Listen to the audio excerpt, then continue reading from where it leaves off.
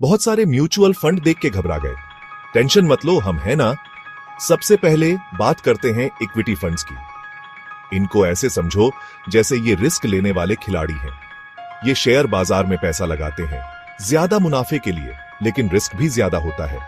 अगर आप लंबे समय के लिए निवेश करना चाहते हैं और बाजार के उतार चढ़ाव झेल सकते हैं, तो ये आपके लिए परफेक्ट हैं।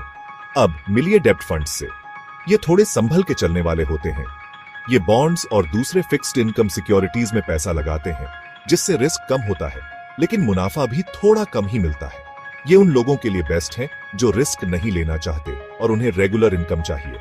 फिर आते हैं हाइब्रिड फंड्स, यानी दोनों का मिक्सचर।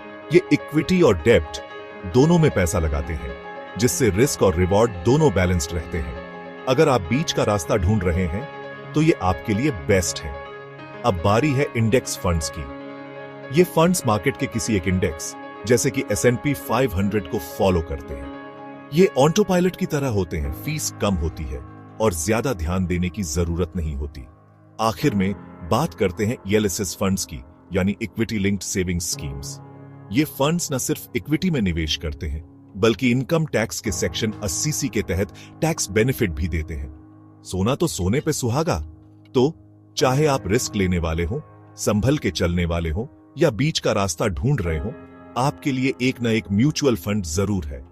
थोड़ी रिसर्च करो, अपना रिस्क लेवल समझो और सोच समझकर फैसला लो। Happy investing. और हां, ध्यान रखें, कोई भी फैसला लेने से पहले अपने फाइनेंशियल एडवाइजर से जरूर सलाह लें। बहुत सारे म्यूचुअल फंड देख के घबरा गए। टेंशन मत लो, हम हैं ना। सबसे पहले बात करते हैं इक्विटी फंड्स की। इनको ऐसे समझो जैसे ये रिस्क लेने वाले खिलाड़ी हैं। ये शेयर बाजार में पैसा लगाते हैं ज्यादा मुनाफे के लिए, लेकिन रिस्क भी ज्यादा होता है।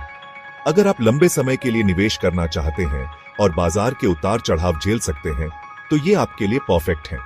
अब मिलिए डेब्ट फंड्स से। ये थोड़े संभल के चलने वाले होते हैं। ये बॉन्ड्स और दूसरे फिक्स्ड इनकम सिक्योरिटीज में पैसा लगाते हैं, जिससे रिस्क कम होता है, लेकिन मुनाफा भी थोड़ा कम ही मिलता है। ये उन लोगों के लिए बेस्ट है जो रिस्क नहीं लेना चाहते और उन्हें रेगुलर इनकम चाहिए। फिर आते हैं हाइब्रिड फंड्स, यानी दोनों का मिक्सचर। ये इक्विटी और डेब्ट दोनों में पैसा लगाते हैं, जिससे रिस्क और रिवॉर्ड दोनों बैलेंस्ड रहते हैं। अगर आप बीच का रास्ता ढूंढ रहे हैं, तो ये आपके लिए बेस्ट है। अब बारी है इंडेक्स फंड्स की। ये फंड्स मार्केट के किसी एक इंडेक्स, जैसे कि S&P 500 को फॉलो करते हैं। ये ऑटो पायलट की तरह होते हैं, फीस कम होती है और ज्यादा ध्यान देने की जरूरत नहीं होती।